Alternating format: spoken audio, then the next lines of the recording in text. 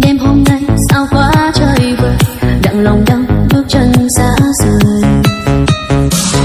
Yêu đơn phương đau lắm ai ơi, hạnh phúc đã xa mù khơi.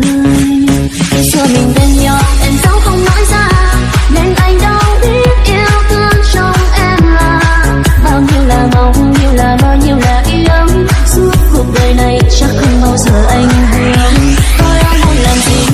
Tôi ơi bước đi đi, đừng hỏi mong nữa, anh ấy không yêu mình đâu mà. Đã cố gắng dừng lòng nên anh chẳng an tâm, vì em cảm thấy anh kia không yêu anh thật lòng. Em vẫn sẽ chờ hoài, em không mong anh đi. Sao cuộc đời rong rã có đẹp vì ai, anh cứ quay về đây, em lo lắng cho anh. Em sẽ không yêu ai ngoài anh.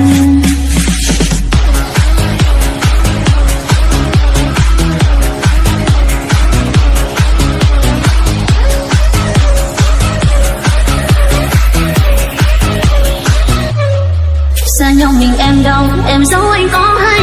Chia tay nước mắt buồn tay anh đâu cần. Bên em và yêu, yêu rồi dần xa càng quên. Đớn đau yêu anh chắc không bao giờ anh biết tôi đang muốn làm gì.